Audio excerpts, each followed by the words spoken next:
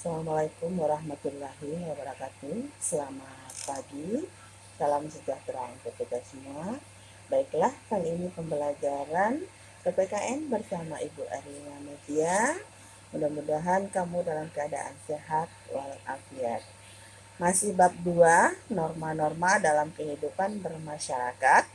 Tujuan pembelajarannya adalah menghargai norma-norma yang berlaku dalam kehidupan bermasyarakat dengan jujur sebagai anugerah Tuhan yang Maha Esa.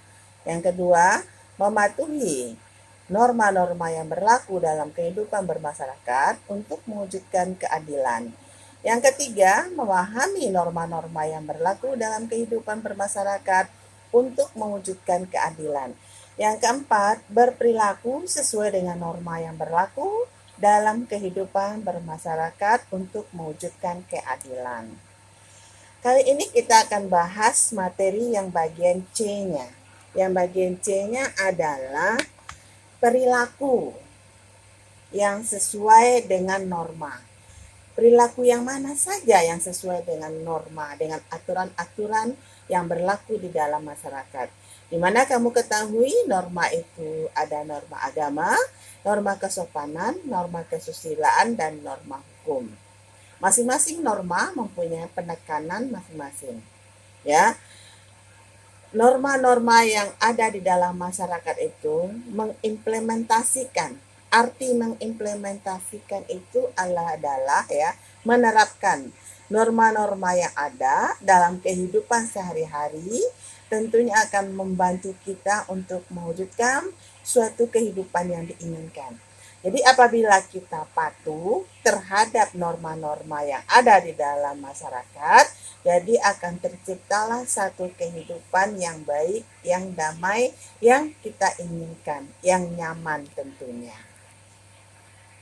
Perilaku yang sesuai dengan norma dapat diwujudkan di lingkungan sekolah. Ya, ini ada satu sekolah yang sudah tertata dengan rapi, ya. Nanti perilaku apa contohnya?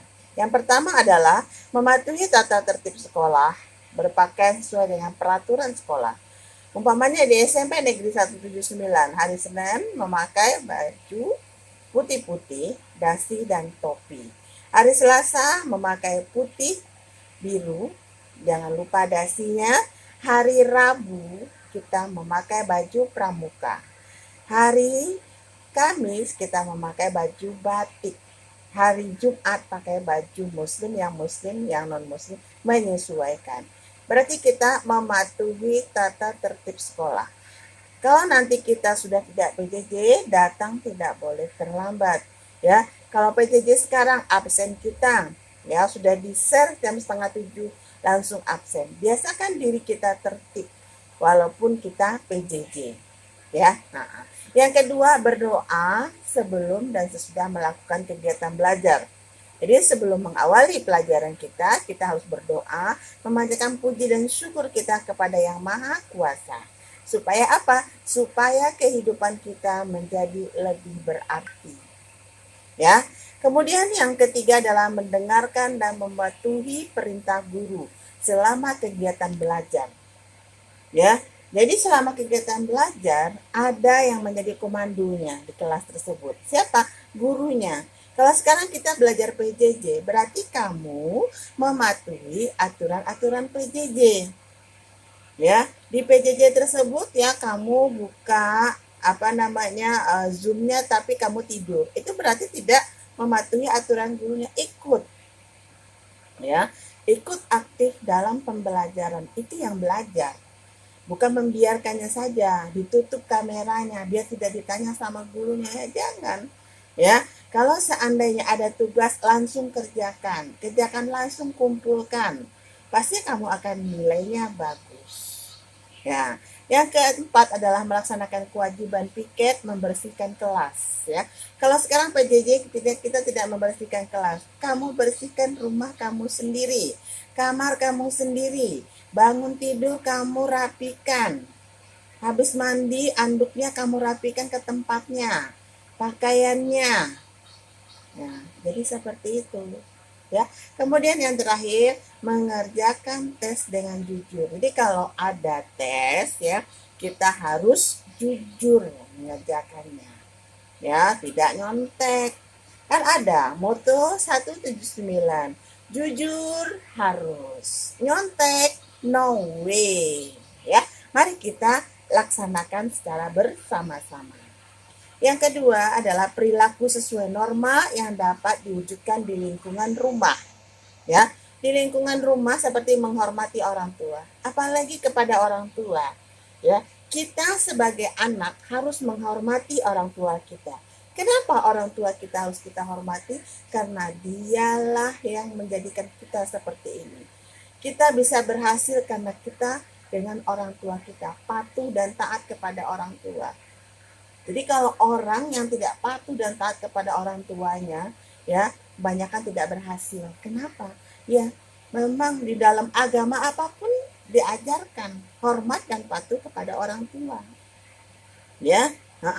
Yang kedua adalah membantu mengerjakan pekerjaan rumah dengan ikhlas. Jadi kalau disuruh sama ibu kita, ya, kerjakan dengan ikhlas tanpa adanya satu pamrih.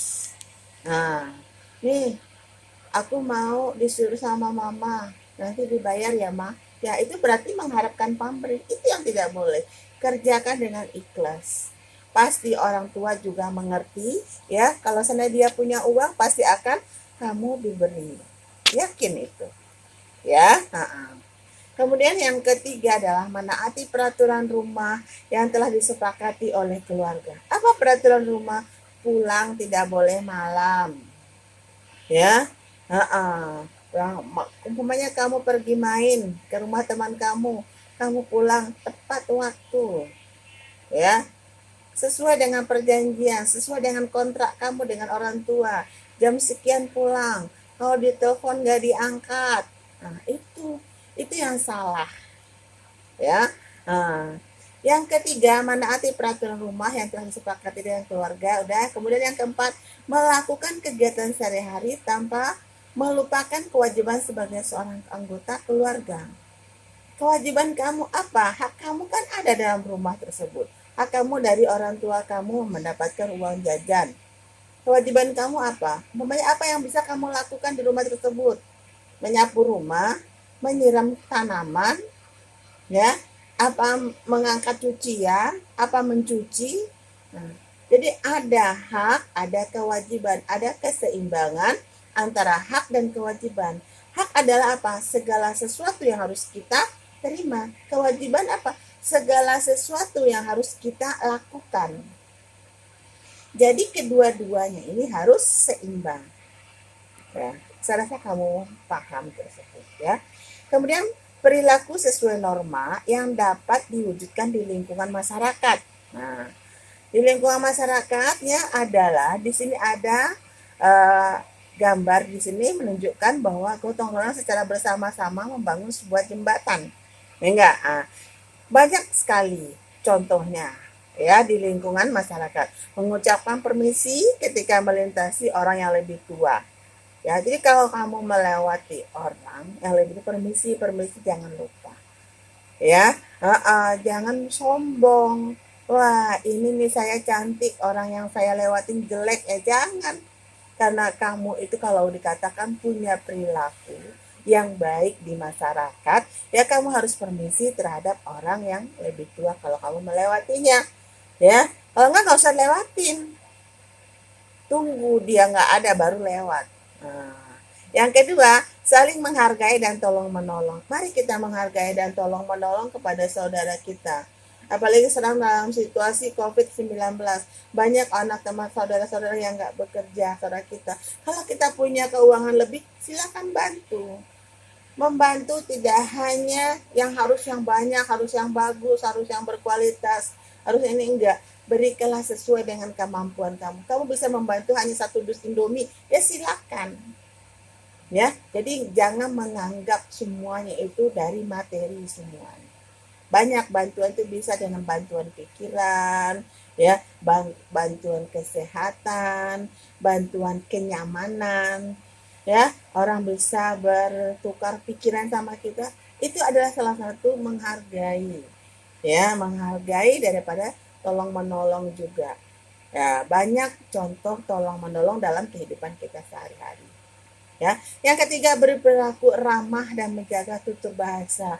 Yang jangan ya, sehari-hari saya lihat ya banyak siswa-siswa SMP itu mengatakan apa, ada kata jir di belakang. Kenapa sih harus ada kata nggak sopan? Coba, kalau nggak pakai kata itu ada yang kurang di dalam dirinya. Supaya tidak kurang di dalam dirinya, bagaimana caranya? Ya, dirubah. Yang tidak baik itu kita buang jauh-jauh. Yang baik kita pakai. Ya, harus bertutur kata yang baik, bertutur kata yang sopan, apalagi kepada orang tua kita. Banyak anak-anak kita ini yang suka melawan kepada orang tua. Supaya tidak melawan, gimana? Dekatkan diri dengan agama, ibadah. Ya, nah, coba, pasti kamu bisa.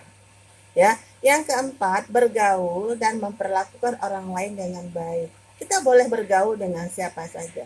Jangan memandang orang tersebut ya dari buruk rupanya, ya dari kecantikannya, ya. Jadi kasihan banget yang jelek nggak punya temen dong. Ya, kalau kita melihat ya, kalau mau berteman dengan orang yang cantik, yang ganteng saja, kasihan yang jelek. Semua orang punya keunggulan, punya kelebihan.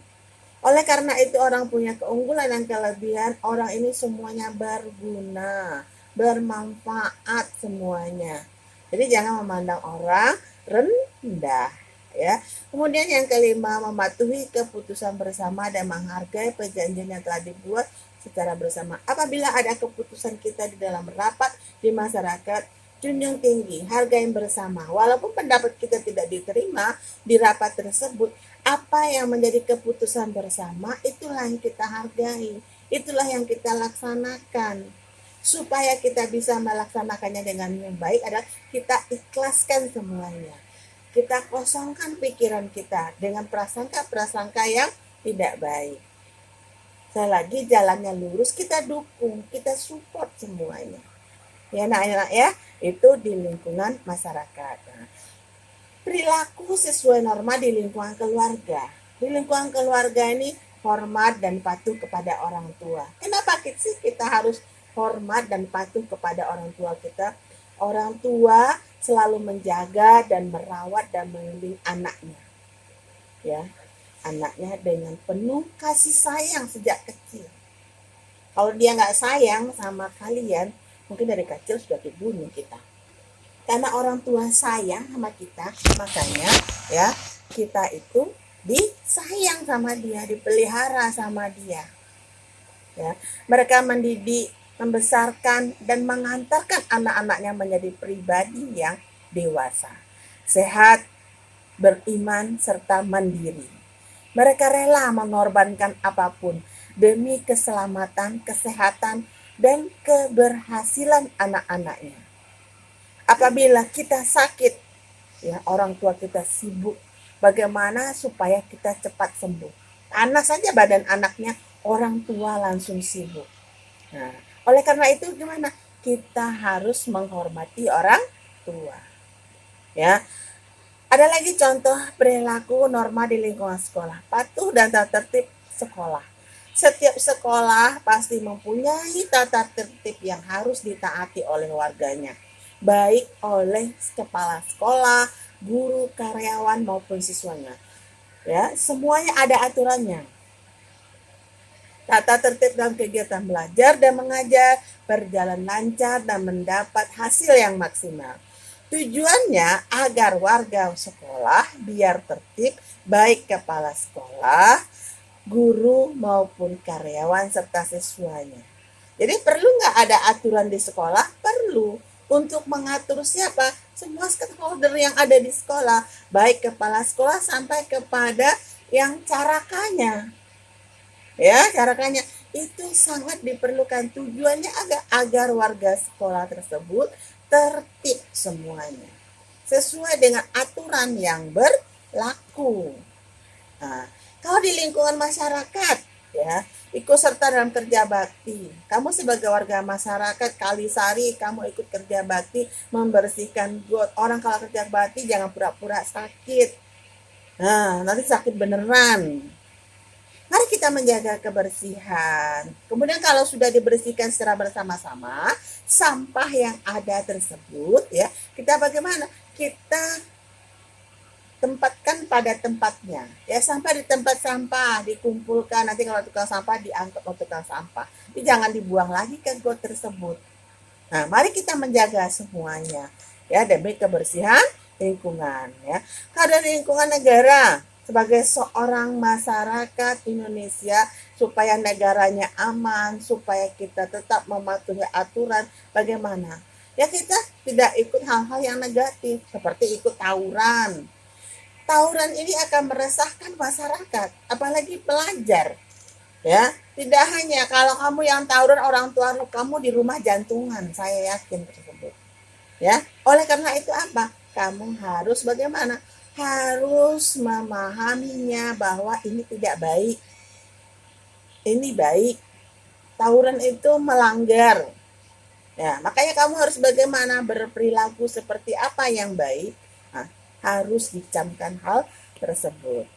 Ya, tugas kamu dalam voice note ya, tugas melalui voice note dikumpulkan di grup PPKN. Ada 3 tugasnya, coba kamu lihat ya. 2 contoh perilaku sesuai norma ya, ada di atas ya, yang di sekolah, yang di masyarakat, dan di keluarga. Semuanya ada di atas. Itulah pembelajaran kita pagi ini. Wabillahi taufiq wal hidayah. Wassalamualaikum warahmatullahi wabarakatuh.